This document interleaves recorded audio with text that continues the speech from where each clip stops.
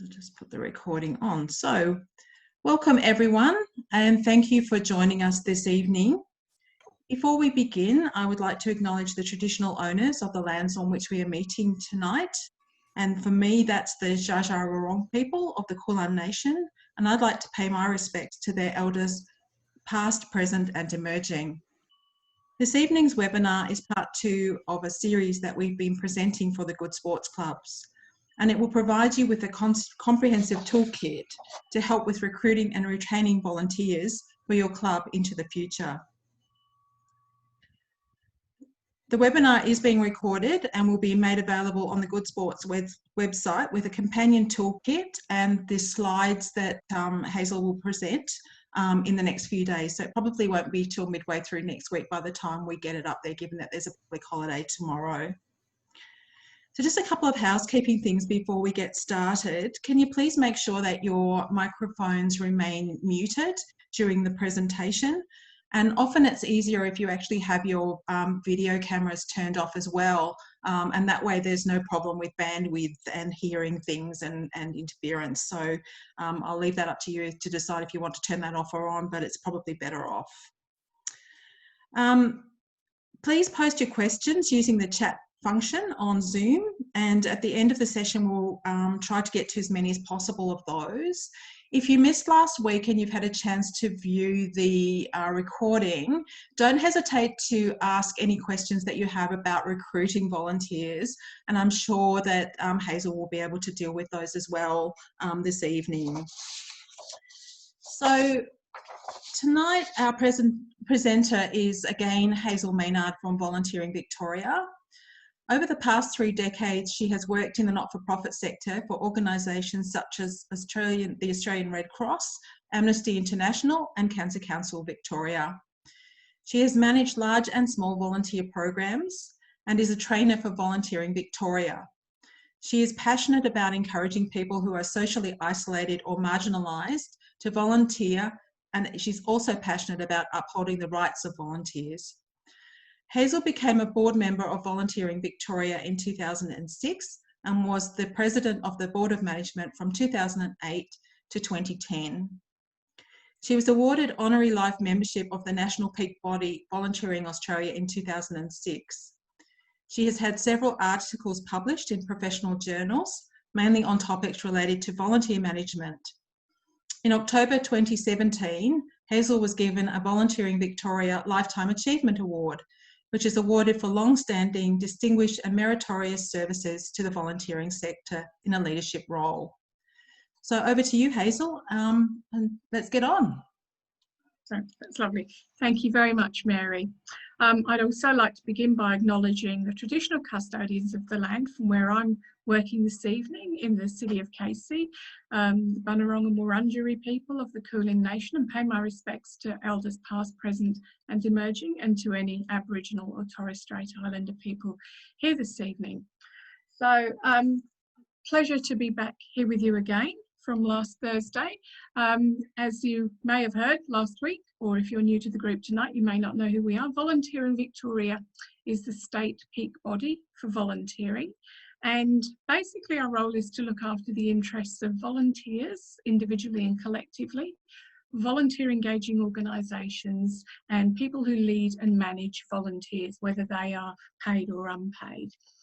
We're a very small organisation. You would have an equivalent in each state or territory in Australia. So I'm delighted to report that since last week's session, we've had the wonderful news that hairdressers in Victoria have reopened. So from tomorrow morning, when I'm having a haircut, I will no longer look like this little fat chap here, thankfully. I know we have a collection of small and large agencies and clubs represented here this evening, some completely volunteer run and some with a mix of paid and volunteer teams. So some of you may have attended last week's session on volunteer recruitment, so we'll follow on from that. And as Mary said, if you have any questions, please put them in the chat room and we'll get to them at the end if we can. You'll also have a copy of the slide pack, and on the very first slide is my email address, and I'm always very happy to be contacted after the event if you have any questions or you'd like some support or help with anything, so please don't hesitate to email me. So today's agenda, what we're going to look at is volunteer retention in fairly broad terms, so it won't be specific to one particular part of your sector. We're going to talk a little bit about reward and recognition, and I'll give you some suggestions on how to think about that, and perhaps some suggestions of how you can have this discussion with your own groups of people. We're going to talk a little bit about managing volunteers during lockdown, and I've got some really good resources that I can point you in the direction of, because it is slightly different, obviously, in each state and territory. And we're going to look at a couple of case studies of not-for-profits that I've been involved with in helping them to retain volunteers, and then we'll be looking at the questions. But just before we get on to the main topic, I'd like to share with you an exciting event that happened this week. Volunteering Victoria had its AGM last Monday, and we launched the State of Volunteering report. And this is the result of extensive research that we undertook in Victoria to give us a picture of what volunteering looks like across the whole state. And for those of you not in Victoria, you're still very welcome to have a look and share the resources available through this report. And I encourage you to look at your own state peaks websites. Most state peaks in Australia have produced something similar in recent years. So, as I said, last week we spoke about recruiting volunteers. So I'd just like to share with you a couple of key points from the resort that are relevant to recruitment, and I think would be fairly similar across the country, not just in Victoria. So what we found from the feedback of people that were surveyed was the top 3 barriers to volunteering from people who don't currently volunteer at all. They have limited time, they have work commitments, and the third one is very telling, I think. They've never been asked. And one of the things I think we covered last week was the most common way still to recruit new volunteers is word of mouth. Over 60% of volunteers at a national level are recruited through word of mouth, and our State of Volunteering report actually reports that at over 80%. So, you know, a lot of people need to be asked to volunteer. So it's worth thinking about when you're putting together recruitment and retention strategies. And for people who currently volunteer, they're finding it difficult to do more hours or to keep to their commitments, again, because of limited time, work commitments and family commitments. So let's talk about retention. Retention means different things to different organisations, different groups. For traditional not-for-profits like the CWA, retaining a volunteer might mean 10 years commitment. It might mean 3 months commitment in some organisations, or it might mean just having the same volunteers come back to help you with an event year on year. But there's a lovely little formula that I use in relation to when you start to think about successful retention. It relies on good recruitment plus ongoing support and supervision. So what that means is having proper recruitment procedures and things like the role description that we spoke about last week, so that you attract the right people to your organisation in the first place, and that you deliver on any promises you make to them. So if you promise in your role description that they're going to have one particular role or task, and that's what attracts them, then ensuring that they are supported and supervised and that they're able to do that task. I'm going to talk a little bit about orientation, because that's often something that's overlooked in terms of retention, but it's really quite an important stepping stone, I think. Checking in with your volunteers, motivations and progressions. Everyone has a different reason for volunteering, so making sure that we understand those and checking in with people along the way to make sure that we're meeting their requirements, as well as being able to benefit from the gift of their skills and time to your organisation. Think about how you communicate with people. Not everyone likes stuff by email. One of the things we've discovered during COVID is that that long overlooked instrument, the telephone, is coming back into fashion, and a lot of organisations are communicating with their volunteers by phone, and they're really enjoying the experience. So again, in terms of retention, think about that. You know, do we just send emails out, or do we actually take the time to talk to someone? And I will be looking into recognition and acknowledgement in a little bit more detail. So, some things that I've written down there that might help you increase your retention rates. Again, I emphasise induction orientation, and I'll break that up for you in just a minute. Sometimes we're able to offer volunteers additional training, perhaps something that's not directly associated with their role. I worked in an organisation that was running first aid classes for staff, so I asked if the volunteers could attend, and it was offered to volunteers all across Victoria with a very high uptake. And they were really pleased to have the opportunity to do something a little bit different. So maybe there's an opportunity to think a little bit outside the square there. Feeling engaged and supported is really important, and listened to. I'm going to talk a little bit later on about why volunteers actually leave an organisation. I've never done any formal research on that, but I can tell you that after 30 years in the sector, anecdotally, I know that the two main reasons volunteers leave are number one is not feeling engaged with the organisation, not feeling acknowledged. And I'll leave the other one for you to think about till we get to that point in there. What might be the second reason that volunteers leave? Consulting volunteers on changes is a really, really important part of retaining your volunteers. Again, quite often I hear from people who volunteer and they say, well, my role's changed, I've been put in a new team and no one told me in advance. So very clear communication around those changes is quite pivotal, I think. And, you know, changes to the way people volunteered. Everyone, whether you're paid or unpaid, likes to be consulted on changes that affect us. Formal and informal recognition programs, and I'll cover those. There are lots of different ways that we can recognise volunteers that don't necessarily mean big dollars. And the last one I've written is deal with conflict or issues as they arise. Making volunteers feel safe to raise complaints is quite important. I often hear from volunteers after they've left an organisation, they call Volunteering Victoria for advice. And the question I ask them is, why didn't you raise the issue at the time? And the response that I receive most often is, oh, I'm just a volunteer, I didn't want to make a fuss. I'm just a volunteer is my least favourite phrase in the English language. There is no such thing as just a volunteer.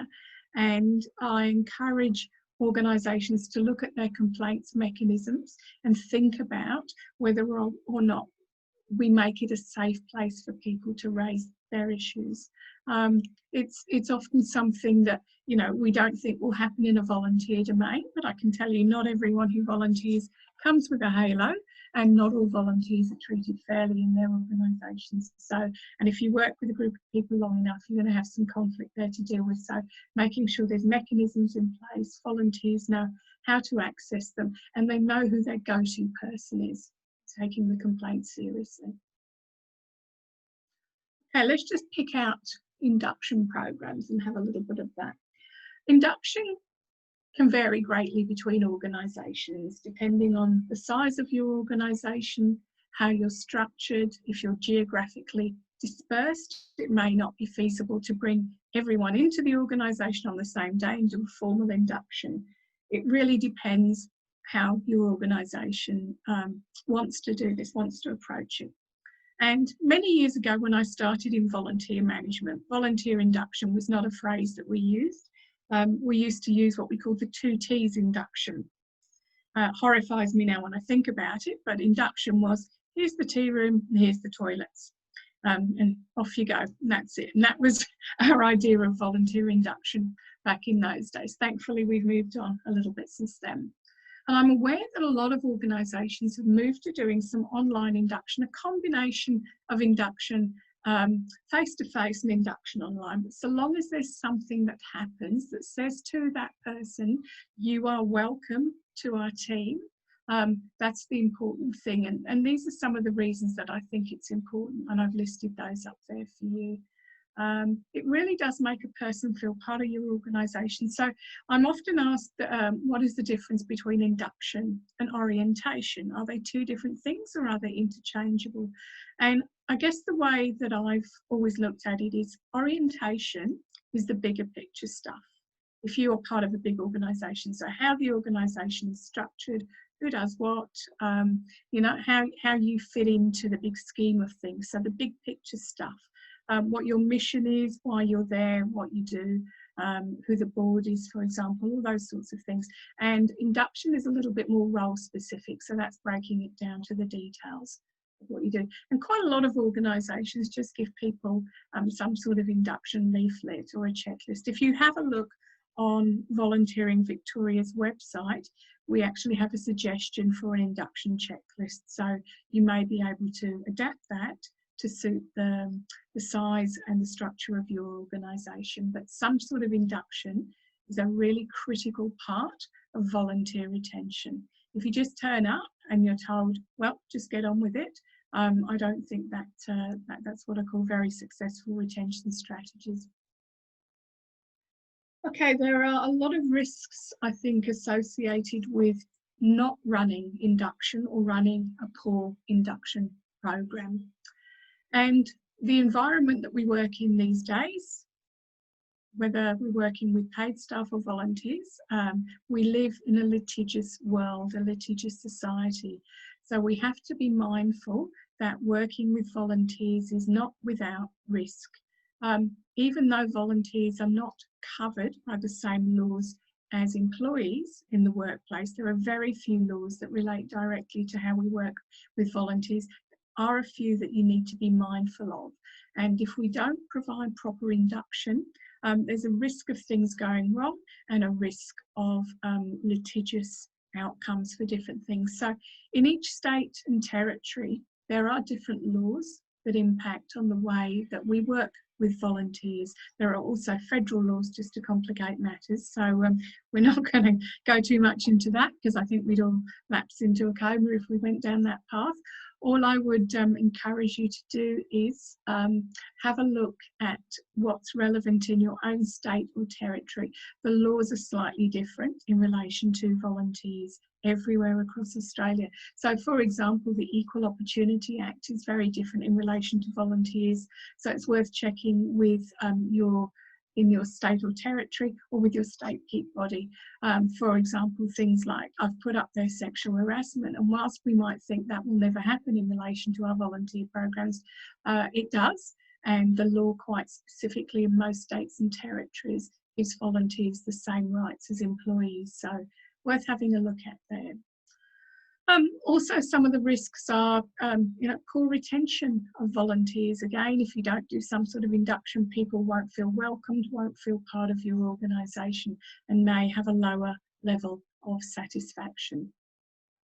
And it will get round. I hate the word brand, but I can't think of an alternative to use, but a weakened organisational brand will damage your reputation. So it may give you, if people come to your organisation, they don't feel welcome, they don't feel part of it, they may well leave your organisation. And I think the old formula is, sorry, I apologise for the noise, I have a cat who wants to join in with our training this evening. If you have a good experience, you tell 2 people. If you have a bad experience, you tell 6 or 7 people. So just worth bearing that in mind. Now, this is an exercise that I encourage you to think about doing in your clubs or organisations. Get a piece of butcher's paper, divide it into 3 columns, and in the first column you write no cost, in the second column you write low cost, and in the third column you write budget. And I've just put some suggestions in there to start with. There are a lot of things we can do around volunteer retention that don't cost money. And the first and most important of those is saying thank you to people. Everyone likes to be thanked and acknowledged for what they do, whether we are paid or unpaid. Acknowledging a contribution of volunteers in newsletters. You may have a newsletter that covers a whole organisation. It may just be specific to your sports club, whatever.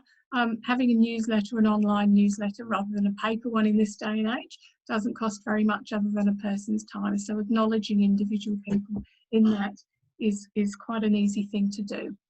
If you have a Facebook page or something else, profiling volunteers on social media is a really great way to get the name of your club out.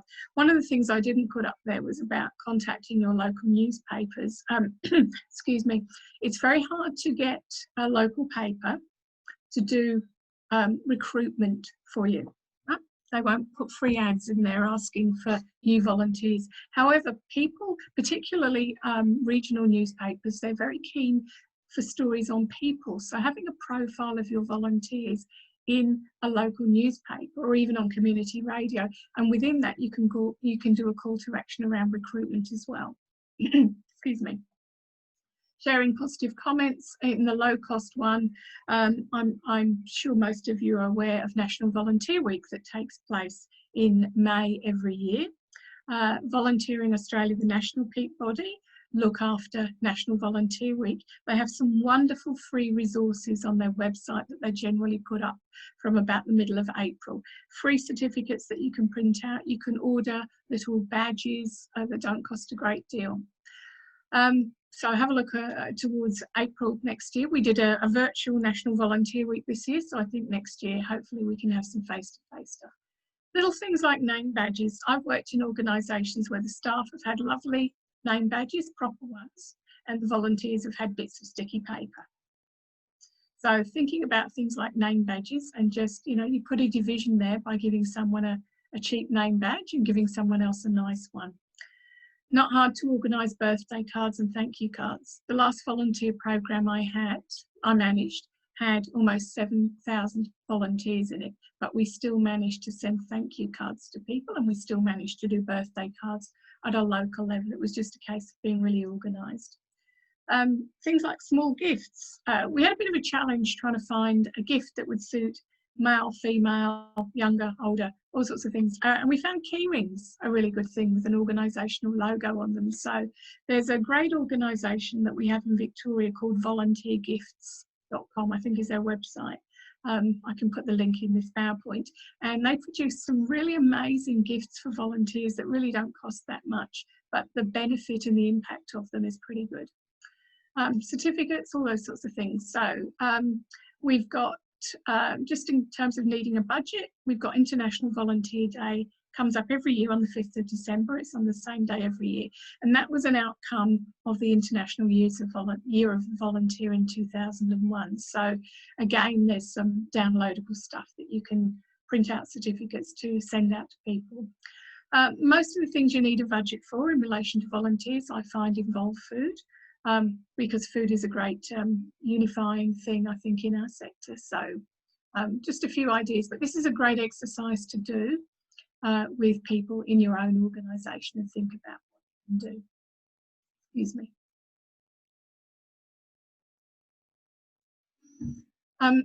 Some of you may work in organisations where you have an annual report or an end-of-year report.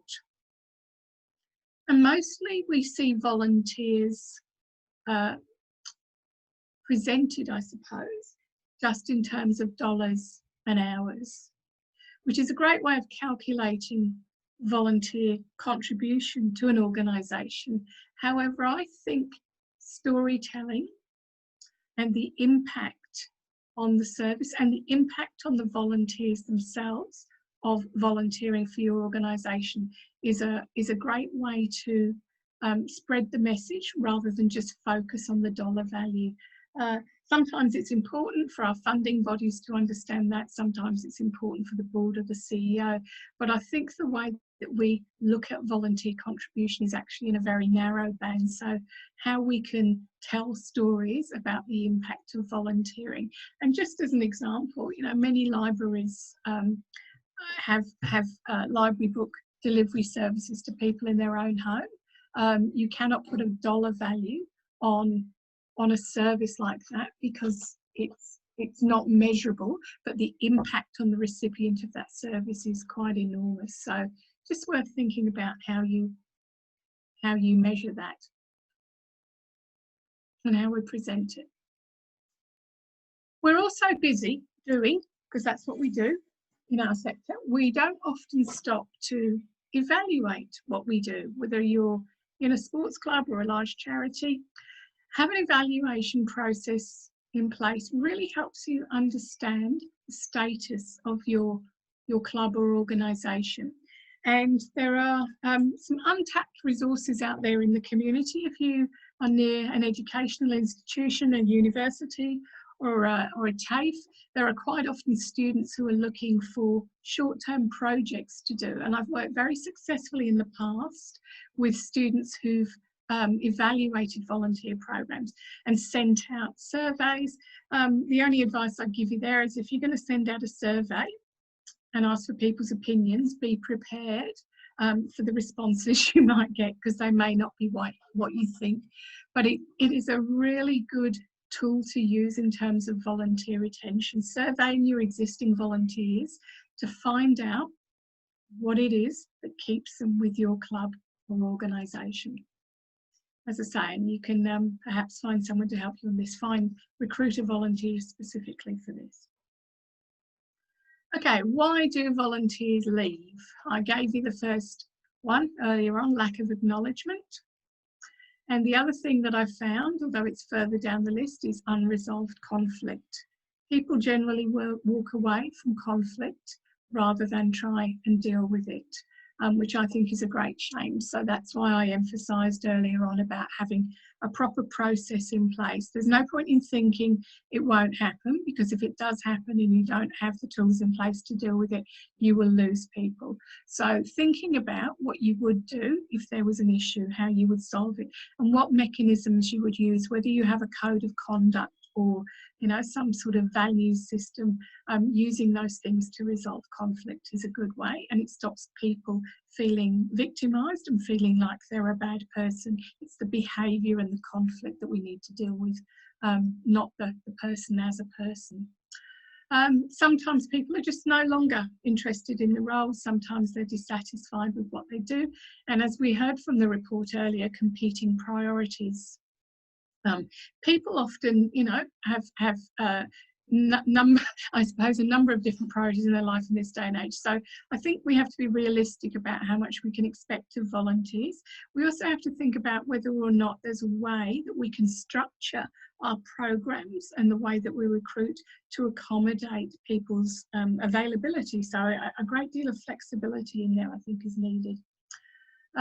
Illness sometimes affects people. Sometimes you can adapt a role to suit a person who has an illness or may have developed something that's going to be a lifelong illness, so their capacity to perform or do the role at a previous level may no longer be there. So there may be a conversation to be had around that. And I understand from your sector, one of the issues is that if you're dealing with a sporting club and the child no longer plays the sport, how do you retain their parents or their carers as volunteers in your organisation? And that goes back to what we were talking about last week. For passionate people, they will stay in their volunteer role if they still have a passion for what they do. But I think that's a fairly tricky one. So if anyone, what I'd ask you is, if anyone has any advice on this, to put it in the chat room instead of a question, perhaps we can share that at the end. You're the experts in the way that you work with and manage your volunteers, so I'd be very interested to hear your input into this. But sometimes, despite our best efforts, volunteers leave. Okay. Sometimes we can do something about that. Sometimes we can influence the person's decision, but if a person's mind is made up, you will never change another person's mind, but you may be able to influence their decision. So if part of the issue is their time commitments, you may be able to be flexible. One of the things that we come across a lot in Victoria, and those of you in Victoria will relate to this, in June, July and August we have no volunteers because most of them go to Queensland in a caravan. This year that didn't happen, but for most organisations, and I know particularly in organisations where they have op shops, they have a shortage of staff in June, July and August because all their older volunteers, more mature volunteers, go off to chase the sun. So that's something that we can think about, whether or not we can have contingency plans at that time of year if you are in Victoria. And voluntary exit a decision. If a person has health issues, they may need a rest and they may come back to your organisation when they're better rather than exiting. And I've just put some involuntary exit suggestions down here, and none of those, the first one of those you may be able to do something about, and the second one, but the third one obviously not. But it's just as important to exit a volunteer in a very positive way as it is to bring them on board in your organisation. If you don't manage exiting volunteers well, it will potentially damage your club's or your organisation's reputation, and you may find it difficult to recruit new volunteers.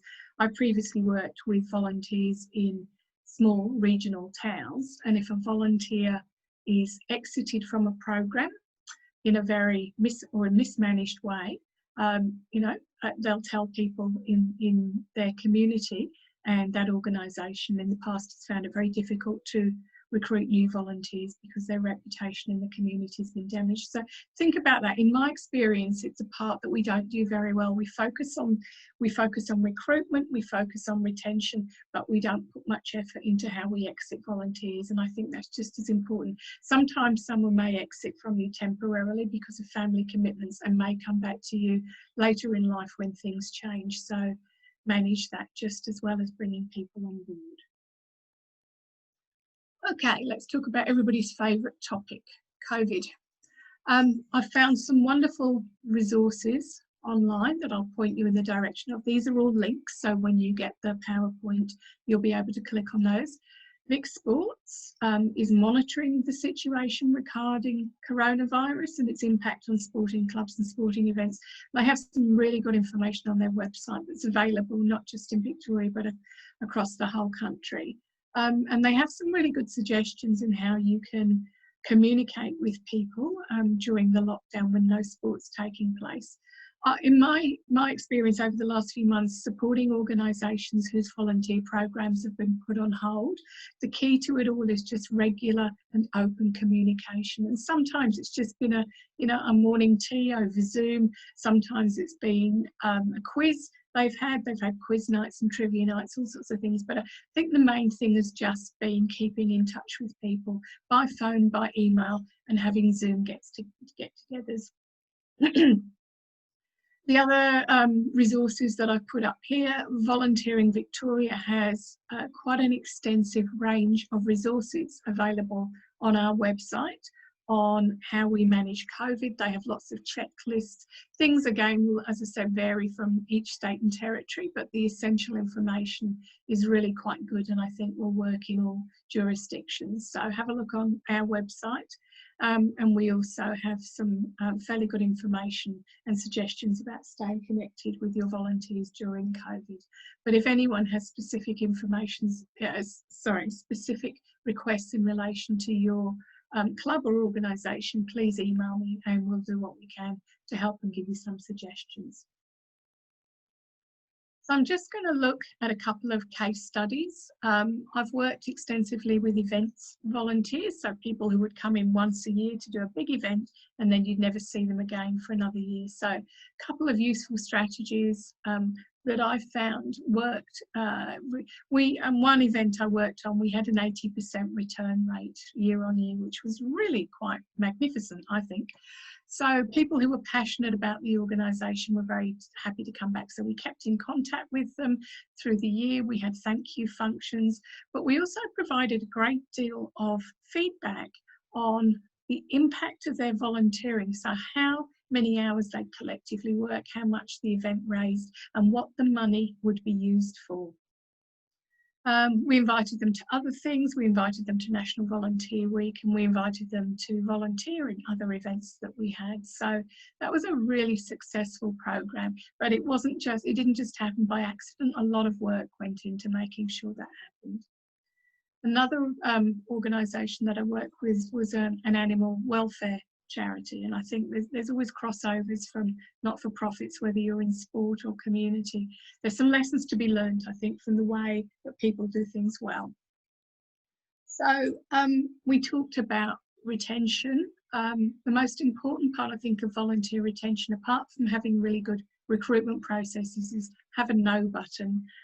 We talked last week about being desperate for volunteers, but if you bring the wrong people into your organisation, it's not going to work. And the existing volunteers you have may feel that they want to leave because you've brought the wrong people into the organisation. It may have quite a big impact. So having a no button is a really good thing. In this particular not-for-profit that we worked with, we had a buddy system for new volunteers, so they weren't on their own for the first few weeks. They were buddied with someone who was an experienced volunteer. The CEO spoke to them on a regular basis, told them what a brilliant job they were doing, and gave them quite a lot of feedback.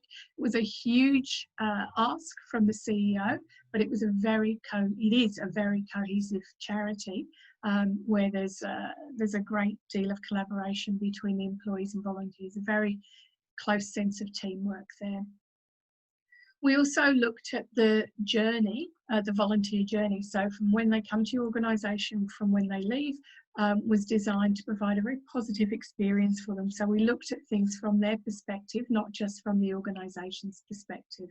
And the CEO actually knew each person's name and would come through on each day and say hello to people and address them by name, which I thought was amazing. But I think you need a good memory for that, or everyone wearing name badges. Everyone did have name badges and T-shirts and made life a lot easier. So this is just some suggestions for you. So just to summarise, having a shared purpose and goals, is really critical to the success of any not-for-profit. If you're all there and working at a tangent with each other, it's not going to work. So understanding, if you're an organisation that has a mission and value statement, making sure that's carried across the whole organisation in your volunteer programs as well is quite critical, I think. Defined roles. Everyone, whether you're paid or unpaid, needs to know what you want them to do, when you want them to do it by, what the outcome's going to be, what do I need to know, what equipment do I need. So defining all that will certainly be of benefit in retention, I think, and building your team. A lot of people volunteer for social reasons, so having lots of opportunities for people to socialise with each other. And I've mentioned a few of those other things there, celebrations, and having diversity and inclusion is something that I do a lot of work on. There is a difference, and the best phrase I've ever heard is diversity is being asked to the party and inclusion is being asked to dance. So have a look at the community that your club or organisation is part of and ask yourself if your volunteer program represents the community that you're part of. Interesting exercise to do. I read something also recently that said people might not remember what you say and do, but they will remember how you made them feel. So making volunteers feel good about being volunteers is a pretty good step towards retention, I think. I'm just going to finish up with a couple of slides. Challenges for the future. People are time poor. We hear this all the time. We perhaps still recruit thinking that people are going to stay with us for 5-10 years. So I think it's a really good exercise to look at how your program, how your volunteer programs are structured, to see if you cannot become more flexible to attract people who are time poor. Number of people over 65 in the community is increasing, which is great because it means people will be looking for volunteer opportunities. The baby boomers are out there already, and provided you, if you're in Victoria, you're prepared to accommodate them fleeing north for our winter, then that's a great cohort to actually seek in your programs, I think. Look at episodic volunteering. I've had a great deal of success with one organisation by advertising projects for 3 and 6 months at a time. And we get a lot of very highly skilled students in this particular organisation because they're willing to give us 3 to 6 months of their time. The other thing, higher expectations of the volunteer experience. Back in the days when I started, you got people to fill in a form and you gave them a penny and off they went. People coming to volunteering these days ask questions about the type of insurance they're covered by, and it's definitely about what's in it for me. And I think that's just going to get to increase as we go along. So if personally, if I went to an organisation and offered my skills as a volunteer and I wasn't police checked and I didn't have any sort of induction, I would probably walk away from the organisation, because I would see that as not taking your volunteers seriously. Also, a lot of competition out there from other not-for-profits and opportunities, competition in people's lives. And last week we discussed some of the barriers to volunteering about police checks and working with children checks. I actually don't think they are barriers in the future. I might change this slide. I think that's just going to become a way of life for what we do, but just worth thinking about. So I leave you with this challenge. Okay. Research, there's been a lot of research on this. Mainly from the US. People who volunteer, particularly people in an older demographic over the age of 60, report having better physical and mental health than people who don't volunteer. We all know that sport and exercise are, fantastic for your physical and mental health. When I have a bad day, I go and ride my bike, have a sing-song. By the time I come home, I'm on top of the world.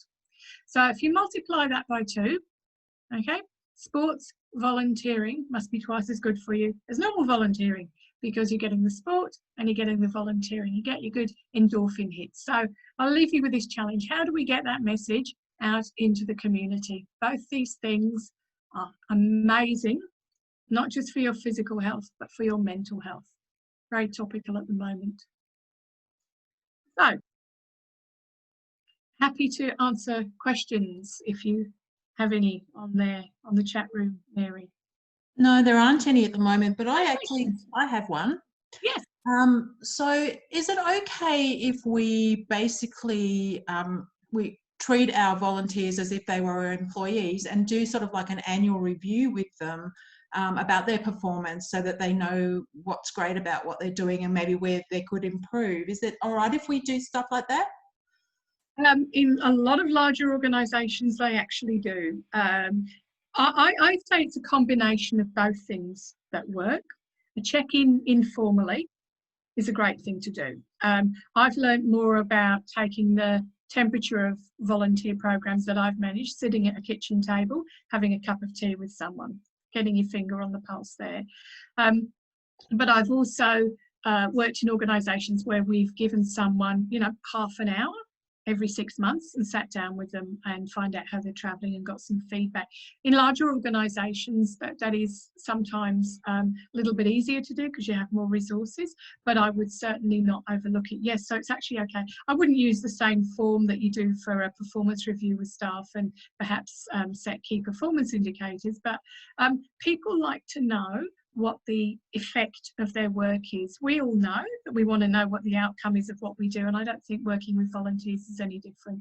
So giving people really positive feedback about them as individuals, but also the program that they're contributing to is fine. It's absolutely okay. Yeah, because I've worked in an organisation where it's been pretty hard to move on somebody where they actually haven't been doing the role that we've asked them to do. They've kind of gone off down their own little avenue doing what they'd like to do rather than what we wanted them to do, and it becomes quite difficult to exit somebody gracefully in that position. Do you have any tips for that? That's the topic of a whole workshop that I run that lasts 3.5 hours, called The Tough Stuff, about how you move on. And that's why I talk about using values and a code of conduct. And you can exit people formally, you can do formal performance counselling if there's a proper breach of policy and procedure. But if it's just the wrong chemistry for that person, maybe the best thing to do in that case is just say, look, this is going to be a difficult conversation, and I would precede a difficult conversation by saying that I need to find out how you're going because there are some issues from my perspective, but actually pull it back to the idea is not to have the person opposite you feeling bad about themselves, but actually understanding how the behaviour is inappropriate or is a problem in some way. So if one of the values of an organisation is respect, and you have a volunteer who's disrespectful to other people, that's a great basis for the conversation, so long as it's not a breach of something like bully and leads into bullying. So there's lots of different ways of doing that, but we run a workshop called The Tough Stuff, and I have to say I'm asked to run that more often than anything else, because I encourage organisations to be prepared for these things rather than mismanage it and risk so quite often you're able to bring a volunteer back on board and deal with the issue or the inappropriate behaviour rather than lose them altogether. Yeah, absolutely. And you know, make it as non-confrontational as possible. Absolutely. So that, Yep. you know, And there's other ways of people doing don't it. hear about it. Yeah. Yeah, it's a good thing to be prepared for. And one of the things I encourage people to do is, if you're going to have a difficult conversation with someone, actually prepare in advance and think about the possible outcomes. So the person may have a hissy fit and walk out, or they may take it on board if you frame it properly. But it's all about saying, this is the issue we have, how can we work together to resolve it, based on, you know, policy or values or something else, rather than good person, bad person. It can be tricky, and sometimes you will lose that person, but quite often we've had success in doing it in a different way. Yeah, it's all about still making people feel good about themselves, isn't it? Yeah. Absolutely. Yeah. There are no other questions in the chat. Did anybody want to verbally ask a question just before we finish up?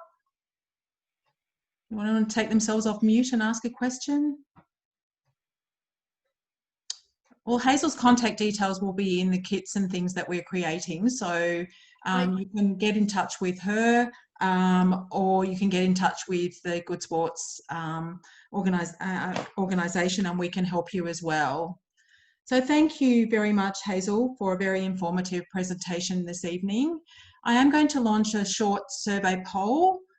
If you have a few moments, I'd really love to get your feedback so that we can look at how we schedule these things into the future.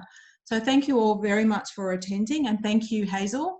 I'll leave the poll running for about 5 minutes, and hopefully we'll see you at another webinar down the track. Thank you. Thank you, Mary. Thank you, everyone.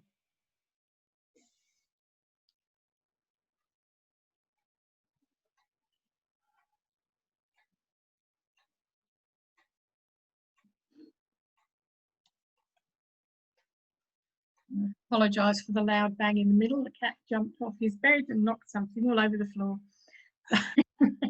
No problem. Like live television.